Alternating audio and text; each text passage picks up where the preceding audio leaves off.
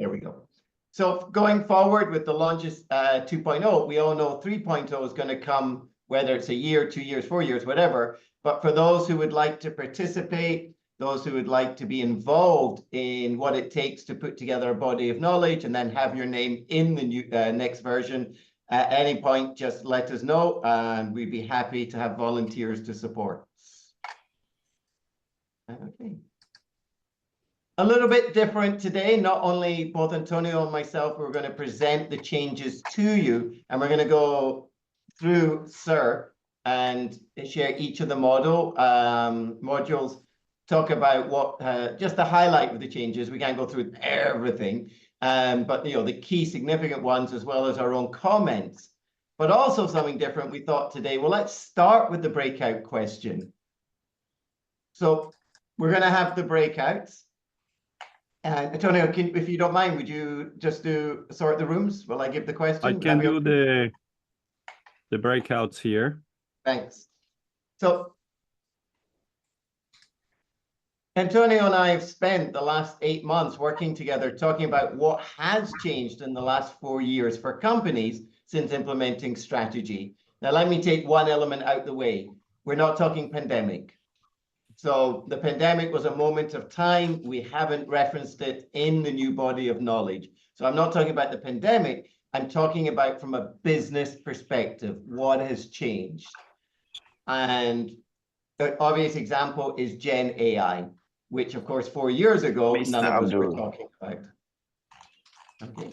So we're going to ask you, what do you reckon, Antonio? 5 minutes, 6 minutes, give people time to connect first? Yeah, I would say 10 minutes so that they can, if they don't know each other, they can just briefly introduce themselves. So let me take back control. Thank you for that. Let's go to room 5. First of all, Miko, his dedication is fantastic. He's actually in hospital today. So thank you for dialing in from the hospital bed, Miko. My apologies if I pronounce it wrong. Pelontel, Stephen, and Stuart, can I invite you to share?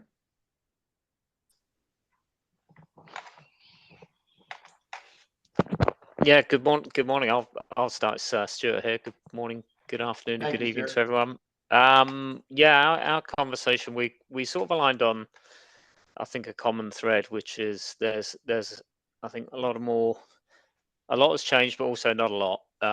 Certainly around the implementation of strategy. So we're seeing a lot of understanding that we're going to have good strategic plans and visions in place, but actually committing behind those is taking a lot more time. I mean, certainly from my experience, if we kind of think back to some of the key principles around making sure you're focusing your efforts, I haven't really observed a lot of consideration for items that should be stopped when it comes to executing behind your strategy. So I think as a group, we had different experiences of sort of seeing that. I think, so I'll probably get your name wrong. Pelontle, I think, mentioned that the strategic plan was there, but doesn't really get reviewed by the executive team enough. So perhaps a lot of kind of not knowing how to take the next steps is probably the best summary I think our group came up with, but knowing that they're at that or they're perhaps too late in that inflection point, and now it's a case of needing to kind of catch up and accelerate. And you need to finish that sentence, Stuart, because we paid you in advance, and they need a framework called SIR to guide them. Yes, exactly. Okay, so they're still repeating the same mistakes. They're not doing the reviews, and they just don't know where they're going forward. Stuart, thank you. Yeah, almost too much to be able to kind of exactly align and understand what to do and what not to do. All right, thank you. Thank you, room 5. Room 4, Amantel, Phil, and Shona. What has changed? Amantel is going to update you. I like that art of delegation. Yeah, just sit in the meeting. Where's she gone? Shona, do you want to just jump in since Right, we got I'll you? do it. I'll do it. Well, Thank you. you know me, Robin, I'm a bit of a rebel, so we went for 3, I'm afraid. Sorry, I was on mute. Oh, you're there. You're there. Okay, on you go. Yeah, sorry, I was on mute. Our discussion was mostly focused on the changes in the environment, starting with the speed of the evolution of technology. It's definitely heightened, and it's bringing about a lot of changes, such as merging of markets. So for anyone implementing strategy, that is a challenge, because which market are you in? If you look at a company like Amazon, which market can we say that they're really in? Are they in technology? Are they in retail? Are they in, it's just really merged. And then we also talked about budget cuts, especially in the public sector, which is a challenge, another challenge for anyone implementing strategy. And then finally, we talked about the change in people. People are a lot more knowledgeable. They feel empowered because, especially around technology, the knowledge is out there and people feel a lot more empowered. Users feel like specialists in some cases.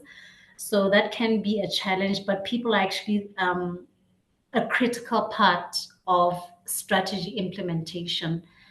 Therefore, the changes that we see in people also pose a challenge for any strategy implementation or any implementation of a transformation-related project or initiative. Thank you. Shona, you may add. Well, Shona. No, I think you said it. Sorry, well, Shona, go on. Sorry, Shona. No, I think, Amanda, you said it well. Yeah, and the challenge, I mean, I literally have someone yesterday saying data analysis. Well, we can all learn that, can't we? I said, well, no, you think you can, but you actually can't. I didn't say it like that. But, you know, they're technical specialisms, but because you can Google something, people think they can do it now. But what I said about strategy implementation is because 4 out of the 7 modules are about people, the technology is there. So you have to have that deep technical knowledge, but you have to have the broad spectrum of across technology and people as well. And it's a specialism in its own right. No, you can't do it as a side job. Sorry, you can't. Yep. No, fully agree. And if I go back to your group's discussion, just to second it, you talk about people being more knowledgeable, which of course has given birth to what we call reverse mentoring, where you now have your junior staff teaching senior staff, for example, coding or how to do what Shona's saying, the data translation. Yeah. All right. Group 4, thank you. Room 3, Anton, Casey, and Wayne. Take away, Anton. I take it away. Okay. So our focus was so our discussion actually got into indeed what has really changed. First of all, we came to the conclusion that first change management has become way more important, and not just only change management, but also culture. So if you combine change and culture all together, and the speed in which new information, new technology is becoming available, that is where we believe that most people are struggling with. Basically, our end conclusion, and Wayne, correct me if I'm wrong, is that we said, you know what? We think that actually companies are just way overwhelmed at the moment. They just don't know where to start anymore. That's kind of the struggle that we see. It's like, what is our point A and what is our point B? And you know, we discussed this, and then we had well, then the time was up.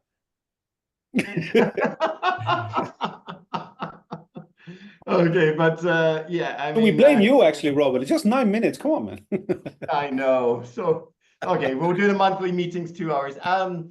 So yeah, I mean, change management, you know, and the culture, you have to nail it. More important. But people react differently. Yeah, people react differently to changes at the moment. And as I said, there's one strong pull, people coming back into the office, and on the other hand, you're being thrown with new technologies and automations and too many. I think the Wayne and I both, and we all agree that, guys, is it not a little bit too much at the moment? Yeah, many are feeling that. Fully agree. Yeah. Thank you, room 3. Room 2, Dino, Philmon, and Maxwell. I'll take this one, I think. Come on, thanks. Where are you today? What is that? Where are you? Oh, Singapore.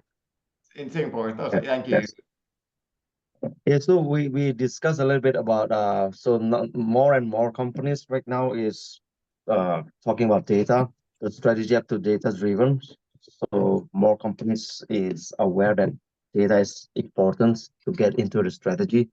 And also we talk about how budget and strategy is related. So instead of coming up with a budget and then set the strategy, more and more companies talk about the strategy first and then get the budget to fit to the strategy. And then we also talk about we talk about more and more corporate strategy now is being known by the by the by the worker or by all the people. So it's not only the top people know about the corporate strategy, but they also let the bottom people know about the strategy, so that to make sure that everybody is aware about the corporate strategy and implement it together. I think that's about all that we discussed, Robin. Yeah, but it's a very critical one, isn't it? Because Yeah. you know, we no longer just rely on intuition to know if our implementation's working. We've now got real-time data. Yeah, so that's absolutely critical. So it's a very critical one. Okay, so Shisha, thank you. And finally, room one, JJ, Christian, and Morris. So I'll speak on behalf of the group, Robin. We seem to each independently focus on basically two main themes. One of them is mastering the people factor. Even though things have changed, we don't see that a lot of progress has been made in that regard, especially when we're facing the current challenges with Gen Z being in the workplace. How do you integrate different perspectives and values and needs when you have different generations? I believe there's up to 4 generations now in the workplace. And then the second thing is digitalizing things and automating things, how this has led to an added pressure on companies that it's diverting their focus from a more long-term strategic approach to more short-term results and reacting to what's happening in the environment to the detriment of losing sight of their long-term strategy and how to implement what they need to implement. Can I ask you just to expand on that? Why do you say automation has led to more short-term reaction than long-term rather than vice versa? Automation allows us to do long-term. Yeah, because what has happened is it has awoken in people that need to now, let's do it faster, let's get it quicker. Now that we're digitized, let's make it quicker. And it doesn't seem to fit in so well into the broader strategy. So that seems to be leading the way that people are reacting to the immediate results that they want to get, rather than aiding them in fulfilling their strategy by implementing it. So rather than integrating it, it's leading the charge. So you're very much a supporter of Ansoff's emerging strategy. I'm sorry, say that again. And there's a term we call emerging strategies, where you know it emerges as you fight your way through the day, rather than exactly. Yeah. All right. Thank you, Christian. Thank you for sharing. All right. Interestingly, the challenge, Robin, the challenge has always been on technology-led things is that you leave the rest of the operating model or business architecture behind. You leave the processes, the people, and everything behind, and things. You know, this is a reflection at the end of my career. Nothing has changed. You know, you still need to make sure that you have at least a design step to bring it all together. Yeah, so on that note, and I'll just do a quick one, the global best practice that has evolved over the last few years is, instead of business setting their end of year goals and objectives and then saying to technology, how can you support us? Technology not only is on equal seat at the table, but is also a revenue generator. So today, the smart companies, the top performing, the technology and business have the same goals and the same measures. And that has avoided all these disconnects that we can no longer afford.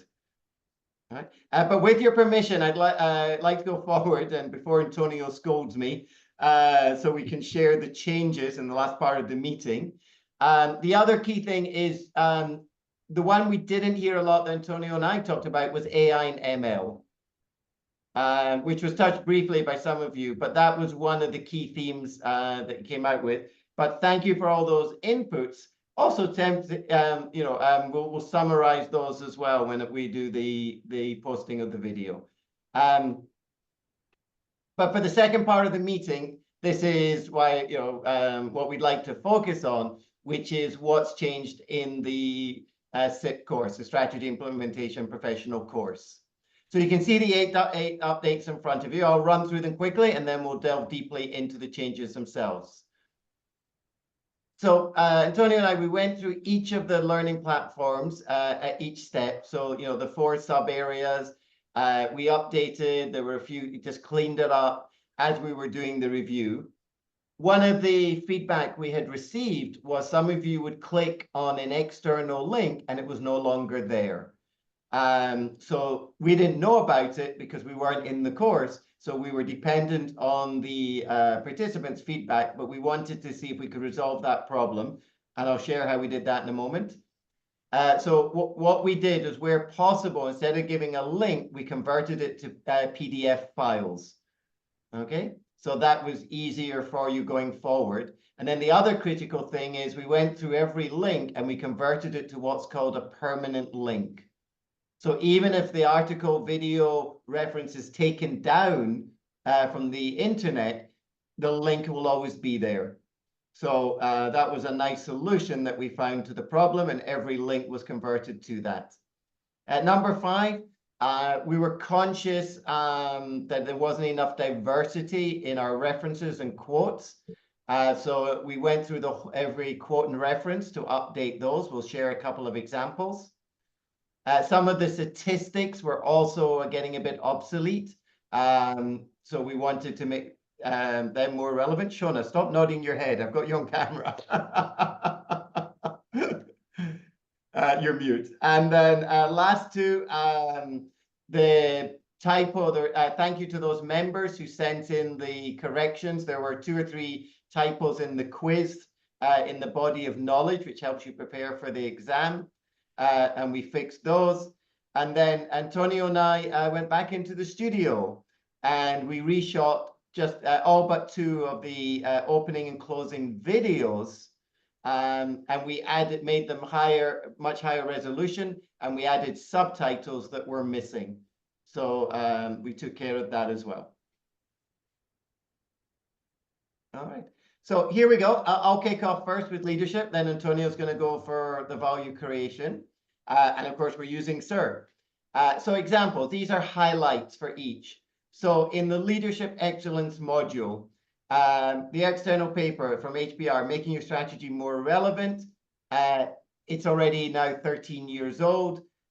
We looked at what we wanted to replace it with, and we replaced it with an article called Creating a Cohesive Team for Corporate Transformation Projects, which happens to be published by a lady called Kate and a gentleman called Antonio Nieto Rodriguez. So we added Antonio's HBR article. No, sorry, was that an HBR one? I can't remember. Yeah, it was. So we added, which was much more relevant and up to date. Okay. Value creation. Yeah, value creation. So I think this is a big topic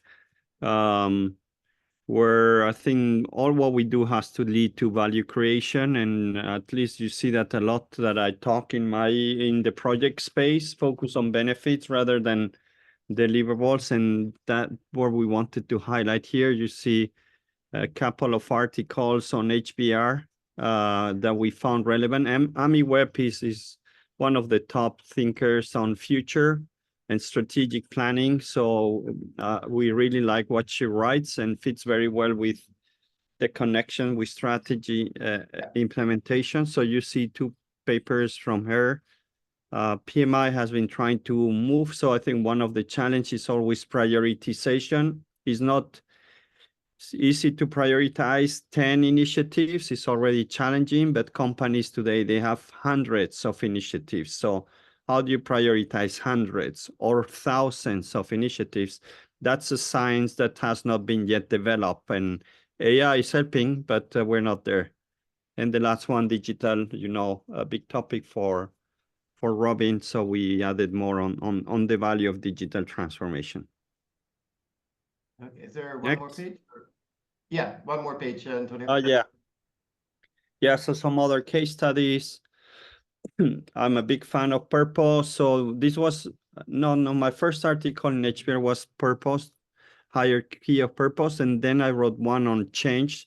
Antoine and some of you talk about change, trying to figure out who decided to break down projects from change, because to me it doesn't make sense. Every project has changed, every strategy implementation has changed. So who decided that we need to break them down, and they're two different disciplines when you can be experts. But so there's a point on that and how you can drive change, focusing on purpose, the why, and the benefits. And I do believe that this is a game changer. And then there's something on Deloitte as well on digital transformation. So you see quite some focus on benefits, digital value of transformation. Okay. Business model is a critical one, as Antonio just mentioned. My focus in the last 10 years, about 80% of my work now is implementation in a digital world. And any traditional to digital company transformation, you have to change your business model. So we scrutinize this quite heavily. First, in the old course, we used the language digital execution. But since we wrote the course, the word digital transformation, as you all know, became more accepted. So we updated the language as one example. We added, just to give you some examples, yesterday's performance no longer guarantees tomorrow's success. Why is it relevant? Because it talks about the pace that one of the groups you were talking about, you mentioned. We can no longer just assume that our strategy will be successful. The average strategy today is 3 to 5 years. Of course, by default, changing your strategy means changing the way a company operates. So this operation, the business models are changing much more frequently. And when you go specifically from a traditional to digitally driven company, it's a significant change. The second quote is a passionate one of mine. It's not about having a digital strategy, but a strategy to compete in a digital world. What I mean by that is the winds of change blow faster and harder externally to a company than they do internally today.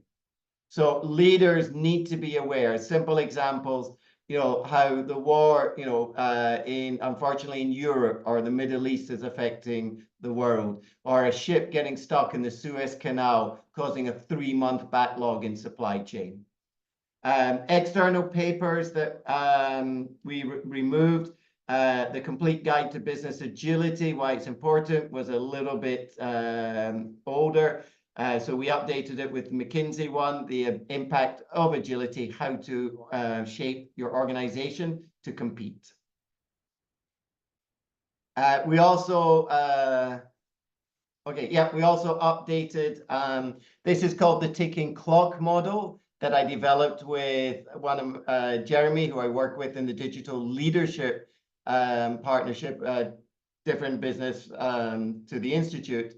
And the key significance was you establish your digital ambition.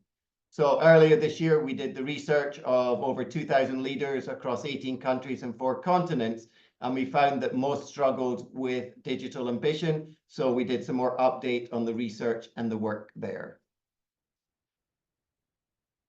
Culture, another topic mentioned before. I agree, culture is a big, so we show some points on research.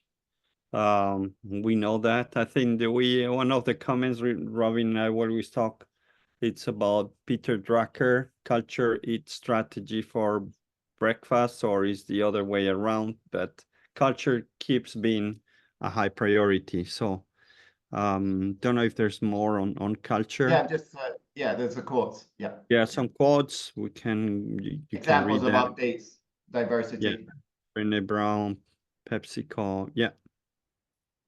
So what we did in all the modules, as I said in the overview, is we wanted to have more diversity in the quotes and examples. So we worked hard on finding those and updating them. Those are just 2 of the examples. Yeah. Stakeholder management continues very much around the people and the communication. As Shona, you mentioned, people are a large part of any implementation. We added the Stanford Essentials of Strategic Communication. It was a good content that we both liked.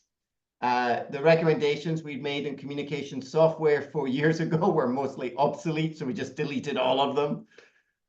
We deleted the 2004 research from the Economist Intelligence Unit, 20 years old now. But we added the research by Slack that shows over 80% of workers today want a better understanding of how decisions are made. Now, if you just pause and think about that for a moment, we've gone, in 100 years from you come in, you clock, you do your work, you clock out, you clock in, you clock out, and that's done, and you do what you're told, to now very much, especially as we move to agility at scale, being collaborative, more communicative, and more cooperative. So we put in the Slack research, and that 87% of job seekers say they look for transparency in their future workplace. So very much big difference between the Gen Z and others coming through. Next one, engagement. The numbers are appalling, keeps being a big focus, I think, on the engagement of the people. Everybody talks about, but then in reality, yeah, you can see that it's never a high priority in most organizations. So we changed a couple of quotes. You can see that there. There was a video that we like from TED, The Way We Work, a couple of deleting. Yeah, resource planning software. Next. That you don't have to be the boss to change how your company works. I don't think, maybe this is from... It was the article I picked that one, Antonio. That came from Melbourne University.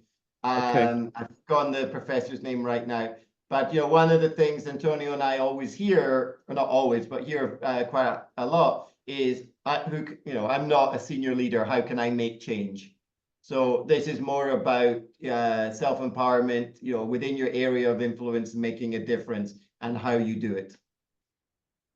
Yeah. And then I'll take the next one because that was me as well, Antonio. So being digital, engaging the organization to accelerate digital transformation. So tips and techniques that work for it.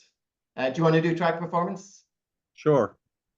And then besides the deletions, there was something about data, which we think it's key, and I think was mentioned too, becoming a big priority, all this data privacy. We talk about that in AI. So having a data strategy is fundamental if you want to track performance today. So that's a nice article. Yeah, data again. You see the one from acceleration, and a couple of other videos. Yeah, I'll just piggyback onto it. So if you're not familiar, Bernard Marr works out of the UK. He's very passionate. He's one of the leading voices in data. So worth checking out him as a reference for those who want to know more about that. The video, we debated whether to add Hans Roslings, who unfortunately passed away a couple of years ago. His book became very, very popular. But he does if you're ever looking for a simple video on the impact and power of data visualization, this was the catalyst that started the whole revolution. So he did a video for the BBC that just went viral, showing the change in populations over the decades visually, just using one screen. Very powerful indeed. And sorry, yeah, so the last two were the critical ones on AI we added, Antonio. You want to take it? Then the other, yeah, AI, a big one. 2 articles. I cannot read now. Yeah. Yeah. So company management. Yeah. Yeah. The two more resources on AI. I think. I hope that by now they're still valid because things are changing so fast in AI. Yeah, they are, because they were about more on implementation. So I think they're okay. Yeah, so that's the risk. We like these two because they talked about how AI is accelerating implementation and the impact, which is the opening question from the debate, which are worth having a look at. And that, I think, yes, is it. So how are we doing? Oh, we did it. We got 5-10 minutes for reactions. So please, let me open it up. Comments, reactions, questions. Just a great body of work, and congrats to you both for putting together an incredible, I call it a flywheel. what you've done. In fact, I'm in the middle of putting together a proposal to a client, and I'm definitely going to be using this. I have a question. Why did you remove ERP, Enterprise Resource? Yeah, no, it's okay. Why did we remove it? I can't, well, Tony, I don't know if you remember, but when we were just going through it, we were just reviewing all the articles and their relevance for today. So I can't remember the exact reason, but it won't be as relevant as what we want people to focus on in their learnings. There's no specific reason. It was nothing against ERP, but you know, there's so much more going on in technology today that we wanted to get people's attention. Yeah. Yeah, I think it's just a bit, it's still there, but I think was not the modern way. I'm still waiting for the modern ERP. I still, when I talk about projects, I always say that there's no worse project ever than an SAP implementation. They always fail. They always cost 10 times more. And we've done millions of them. So I think maybe I have a personal bias. But no, I think it was that point. What I just had one comment on that. I think it's a better term rather than enterprise resource. It's just enterprise-wide platforms. It'd be interesting to talk about that because the bigger challenge is that everybody is building out silo business unit, vertical applications, and meanwhile it has to coexist with an enterprise-wide, and the two are colliding, and one isn't talking to the other. And of course, the big gap is the data is missing. Yeah, good point. I like the platform business. Yeah. Yeah, Wayne, you're 100%. I mean, the biggest problem that many companies or one of the biggest problems is when you do a vertical integration, it just causes chaos. So 100% with you. Yeah. Yeah, no, I agree too. Thank you, Wayne. I just have a very specific question about people doing the course in the exam now. Is it on? I don't know if there's anything in the changes here that would impact the exam and when that would transition over. I can answer that.